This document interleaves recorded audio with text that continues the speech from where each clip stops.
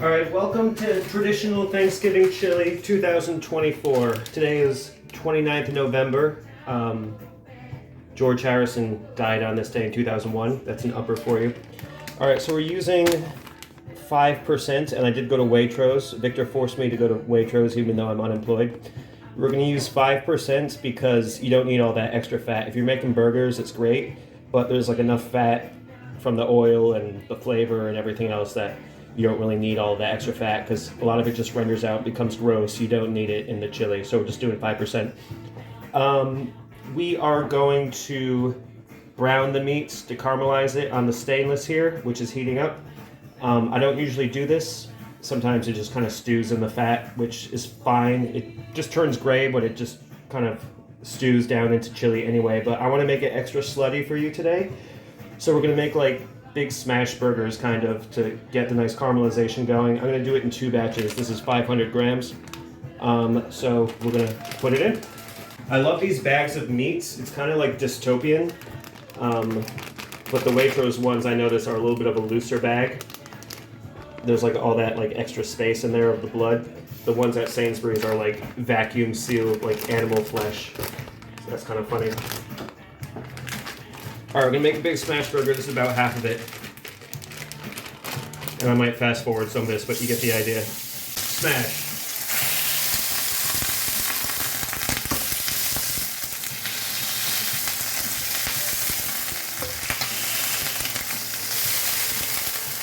There you go.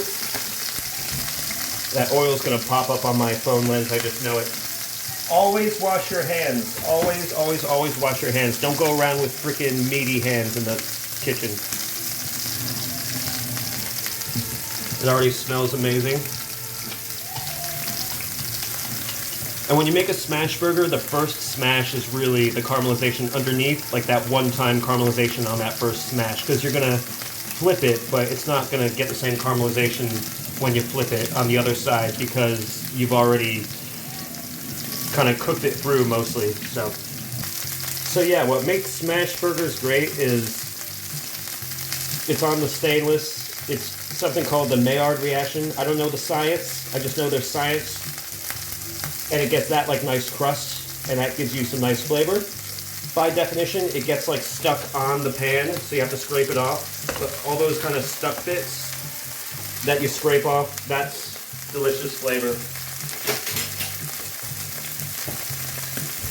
I'm going to show you the spread we got here. So I've done a lot of my prep already. I'll explain a lot more of what we got going on, but garlic, peppers, white and red onions, spices, sauces from Antigua. One of them is, I think, Costa Rican, so that's drama.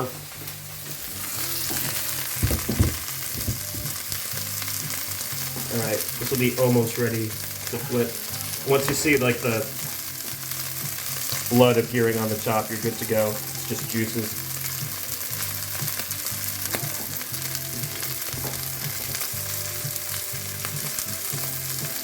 And we're gonna store this meat and throw it into the chili once we get like the chili going. We're just gonna chuck it in. We will want to break it up though, because it's better when it's kind of like loose chunks. You don't just want to put a slab of cooked meat in there. It's easier if you break it up. All right, let's see what we got. This was a smash burger. This would be around when you're flipping it, because it should kind of start cooking through already. Let's see what we got. Yeah, a little bit stuck, not too bad. Smash burger.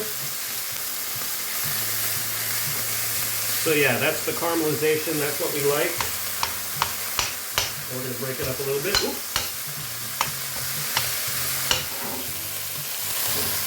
There's not a lot of fat coming out. Like if this was 20% in a burger, you'd have a lot more fat coming out. It will break up as we stew. We just want to break it up a little bit more, just to ensure it's all cooked through. Make it extra slutty for you guys for Thanksgiving.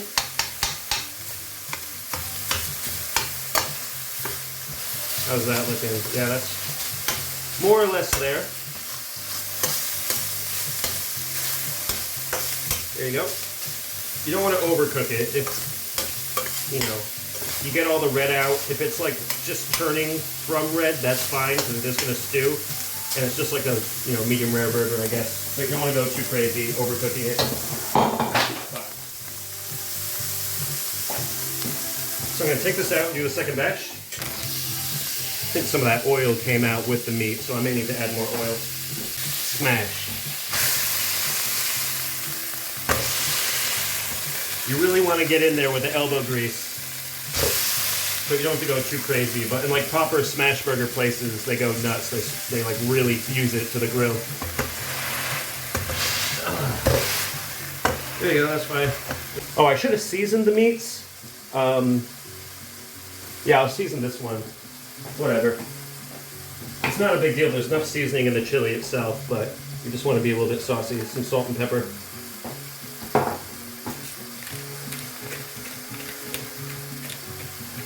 One of the biggest rules, one of like the top 2 or 3 rules for chili is make sure it's seasoned enough. If it's bland, it might just not have enough salt in it, bringing everything else out. And linked to that, you always want to be tasting as you go. There's different kind of dimensions to the flavor profile that you'll get used to. And I didn't even turn my light on. I'm going to turn this light on.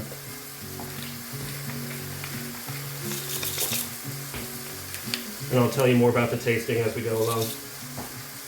Yeah, like you see around here, that's mostly the oil, I think. But if you have 20% fat meat, all that just leaches out and renders, and before long you're just kind of stewing the meat rather than frying it properly on the pan. So you want it to be frying and getting that reaction going. Alright, split this bad boy. I'm going to use a clean spatula because we work clean in this kitchen, so I'm washing it.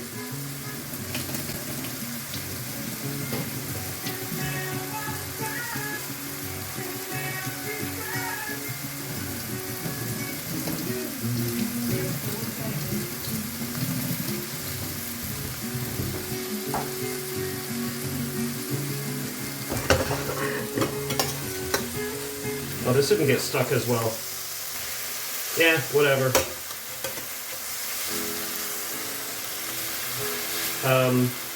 That's on me. Sometimes, one thing I'll tell you, when you're making a smash burger, you want to have like loose pockets in the meat. You don't just want it to be like a block like I pulled out of the bag here. Because that creates like space for it to like smash and spread and really adhere rather than just like a big block of meat. But this is going to be fine. Let's break it up a little bit. And as you know, when we cook meat, we get this nice fonds, the nice brown bits, and we want to deglaze and add that to the chili later. If you were making like a nice delicate sauce, you could, use stock or wine, but you could just deglaze with water. It doesn't matter because there's so much goodness in the chili. If I had beer, which I don't have any beer in the house right now, I would use that.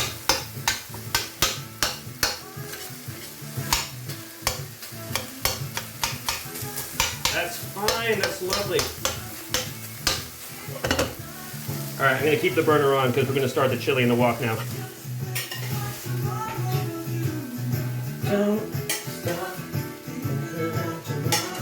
Don't stop thinking about tomorrow. It's Thanksgiving.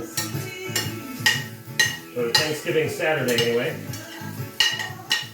Yesterday's gone.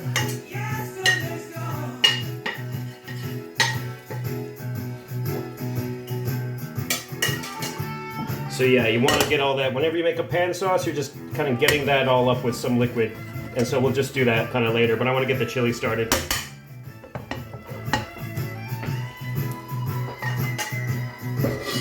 Alright, here's our wok. We don't need to use a wok, but it's better for TV, obviously, and it's better for the surface area. There's more of it exposed, so it evaporates a little bit better. Get some oil in here.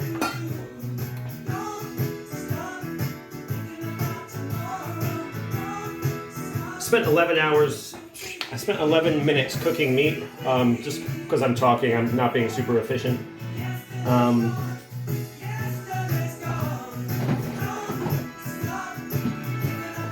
Alright, we're just gonna do the standard thing with like the garlic, onions, all that jazz. And the seasoning, I'll show you the seasoning. Actually, while that heats up, I'll show you the seasoning. I'll turn the music down a little bit. All right, no big secrets here with the seasoning. We're just gonna put it all in here. No big deal. We're just kind of doing a teaspoon of more or less everything. Just for starters. We can always add more, but we can't always add less. You're gonna wind up using a lot more salt than you think. Not because it should be salty, but it should just be appropriately seasoned. That's fine for now.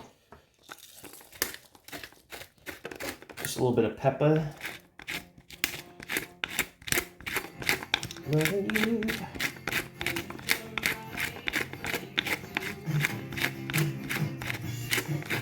That's fine, we can always add more. Alright, here's the fun part. What are the magical, mystical spices that we have going on? Chili powder, add about a teaspoon in there. You can add more if you want to, or less.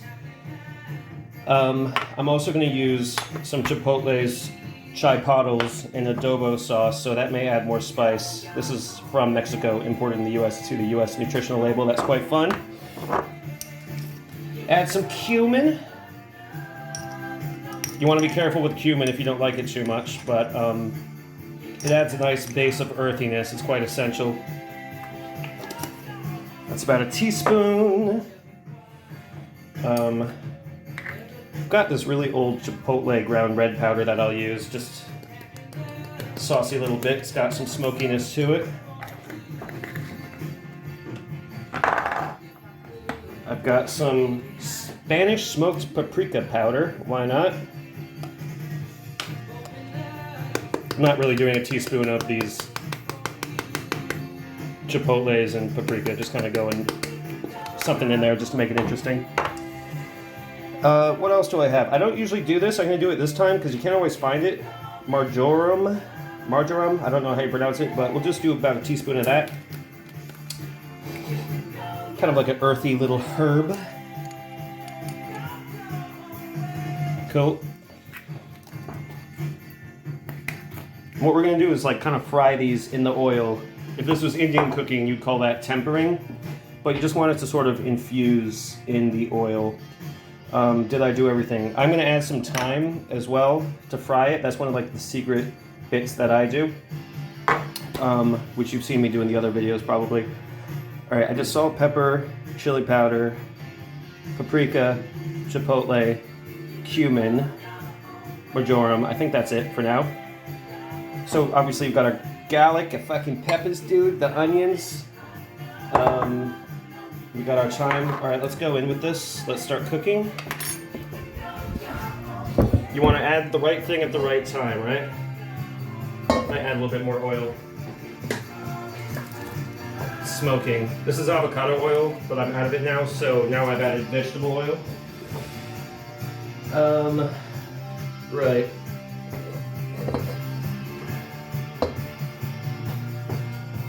Should have a high smoke point, but this has always been on a medium high, a 4 out of 6. This is an electric grill.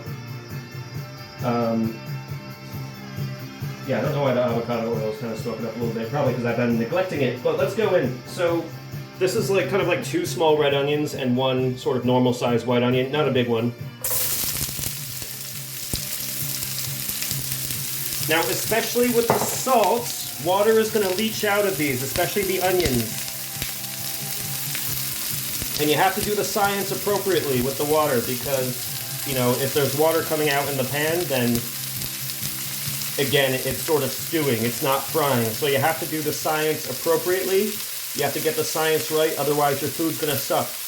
If your food sucks, no one's going to love you and you're going to die alone, basically. So you have to make it good and do the science.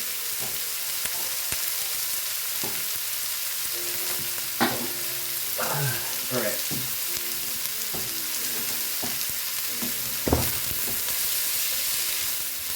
Woo! Don't let this burn. This is an important part. I've let it caramelize a little bit. It's not burning, but it's caramelizing, but you got to keep it moving. This is standard stuff. You know how this is. I chopped it quite finely.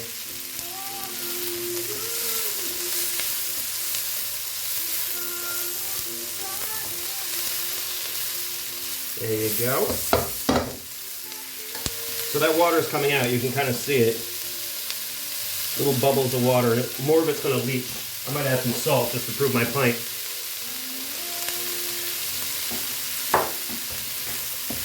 There it is, caramelizing, not burning, it's caramelizing. You'd be surprised we can get away with.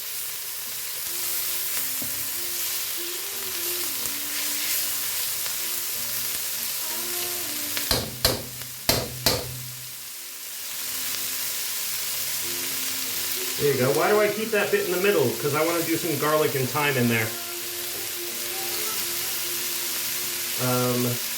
Yeah, why don't we do that? So I'm going to leave some space in the middle, add a bit more oil. Now you can crush the garlic, you can put it in a pestle and mortar, that's fine. I just chopped it, minced it this time. So you get your onions in first, and you go a little bit later with your garlic, obviously. You don't want it to burn. That is an entire bulb of garlic. There's never enough garlic, as you know. You just want to get that kind of frying a little bit and getting some love.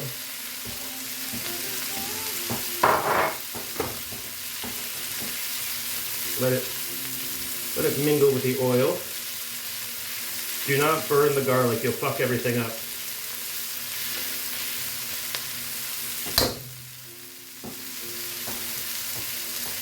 And what they say is, you know, with garlic, just once it becomes aromatic, basically it's done, and it's going to be stewing for hours and hours, so as long as it's fine, it's fine. It's not going to be pungent. So we'll get that going a little bit. Look at that, it's already caramelizing just a tiny bit. So now the garlic has had a chance to flirt with the oil, so we'll mix this up a little bit, I think.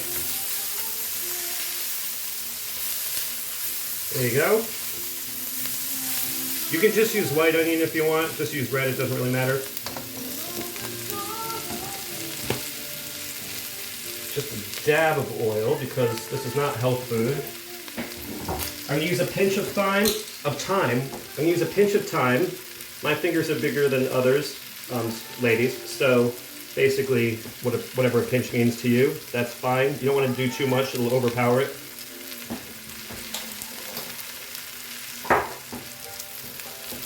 Let that fry. Do not burn this. Do not burn the thyme. Do not burn it. That's fine. Right about now, the water should be coming out of the onions, if you notice. This is not all oil. Oh, that smells great. Okay, we're going to go in with our spices. Fine. Great. That'll do. So this is our base, right? If you're making a pasta bolognese, you do something sort of similar. It's important to get this part right. So now the oil is infused with all the flavors. Now you may notice that the oil has been soaked up by the spices, and so you're at a risk of burning here. It may get like crusty and burnt if it stays on the pan too long, so you want to keep it moving. Oh shit, I forgot my peppers. Anyway, you could have done the peppers before the garlic, but we'll work it out. This is live TV, everybody. So we're just going to move it and fry it. Oh, there it is. Fucking hell. Look at that, looks amazing.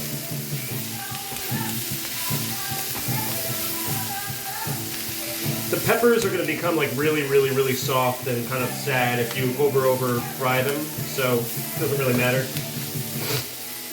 And we stop the frying, obviously, once we add liquid, and then we enter a new stage. Look at that, that's amazing, it smells amazing.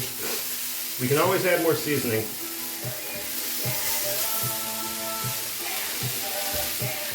Spicy air, we love it. Alright, we're just about there, everybody.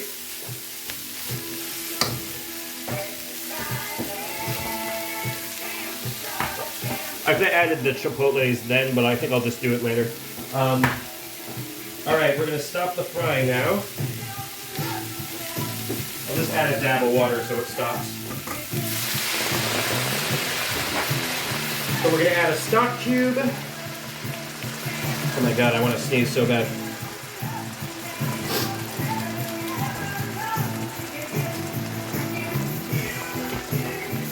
crumble beef stock. The one that you had last year in 2023, that was veggie stock, so dirty little secret, you don't need to add beef stock. You can add, obviously, real stock, liquid stock if you want to.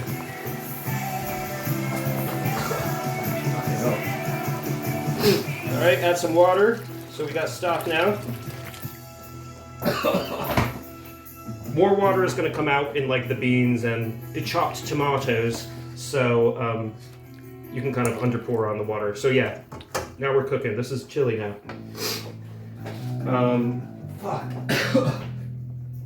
Tomato puree. About a tablespoon of that bad boy.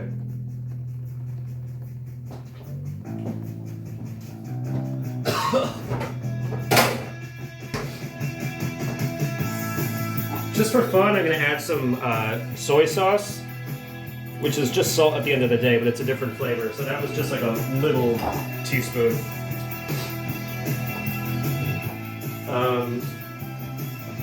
What else? So let's chuck our beans in. It doesn't really matter, you can use no beans, you can use any beans you want, you can use chickpeas, whatever. I like the kidneys and the black beans because that went over well last year.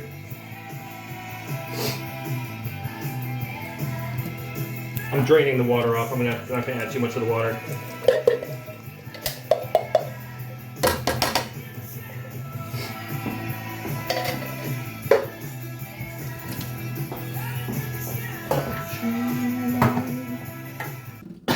Fucking hell.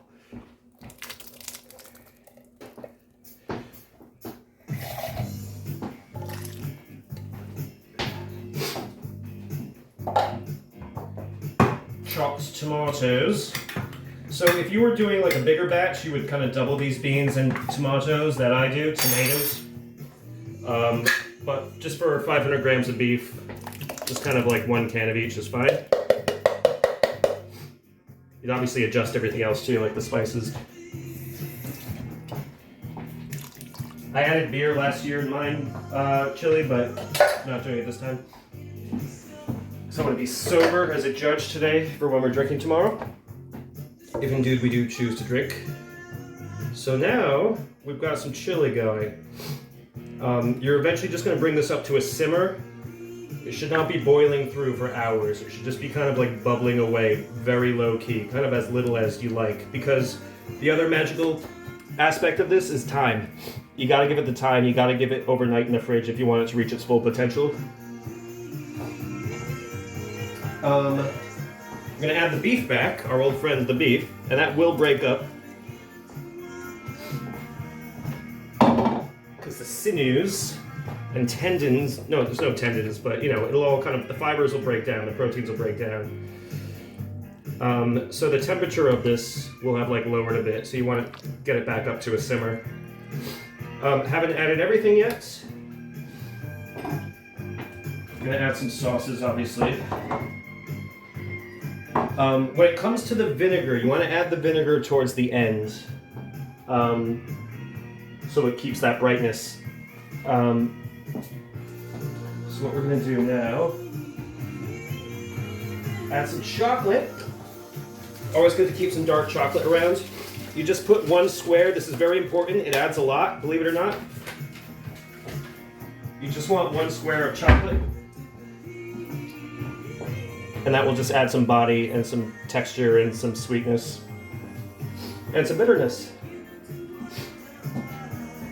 All right, get my shit together.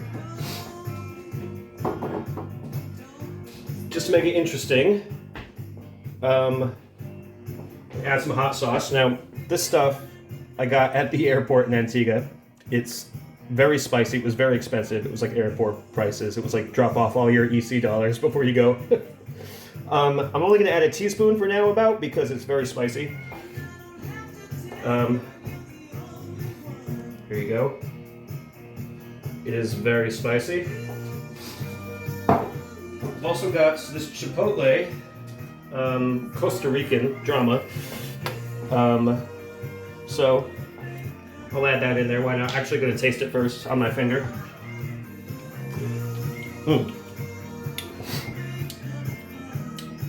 Yeah. Not obnoxiously spicy, I'll just add a nice little dash in there. Cool. Worcestershire sauce. That adds a certain something. I am going to measure this because I don't want to mess it up. I'm going to put like a tablespoon-ish. Oops, that's fine.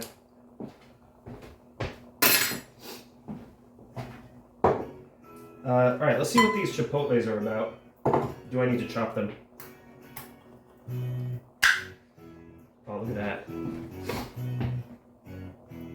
It's like in the sauce. Yeah, I'm just gonna spoon that in there. Lovely.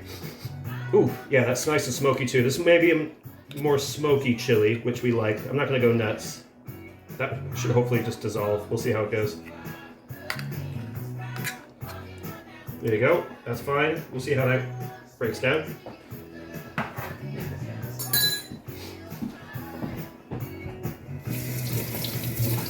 Alright guys, we're 28 minutes into this video. We're going to cut it down a little bit, but hopefully this is a nice record for your references. What else am I missing?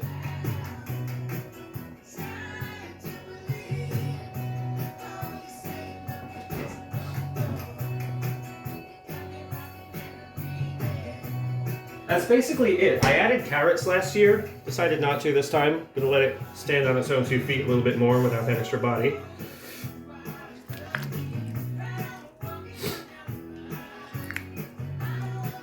So we're gonna bring this to a simmer. I'm just gonna let it go. Oh, I wanna add the fond.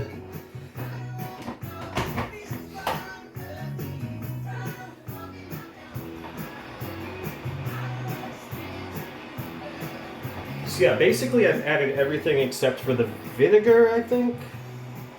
Yeah. It's not worth tasting it right now because all the flavor hasn't really married yet, and it's just sitting in that liquid. So if you have a nice spoon of it, you're gonna have like concentrated like spice and salt in the liquid, alongside some like solids like beef and veggie. So it won't be a good representation of the flavor. So you want to let it go for a little bit. If it tastes bland, add a little bit more salt and then see how that brings out the other spices. You may, as you get used to it, be like, ooh, it could use a bit more cumin. Oh, it could use a bit more paprika, things like that. That's fine. But salt is what really brings everything out. Because as it reduces and kind of becomes more of a chili-like consistency, it will be more like chili and taste properly. So I'm going to get this fond. So I'm just going to pour some water out of the kettle into the stainless pan and get some of that out of there. Just scrape it out. Scrape. You can always reduce the liquid. So if you're adding a neutral liquid like water, it will always reduce, you're fine. And I do that a lot actually because I just want it to cook for longer and, you know, break things down more and let the flavors marry more. Scraping up all that brown stuff. I'm not going to get too dramatic about it, but all of this is all flavor water now. Those are flavor crystals from the fond, from what stuck onto the pan, so that's all really good goodness, so you want that in there. And I've done this enough times that I know I'm going to adjust the flavors as I go, but I know I haven't over-seasoned it, because I did like a teaspoon of everything, and I know that's fine. So you can sort of leave this going, but you want to check in every now and again. I set a timer like every... You know, depends where I'm at, but every like 15, 20, 30 minutes or so to check on it. Make sure it is not sticking to the bottom and burning, because that water is going to reduce.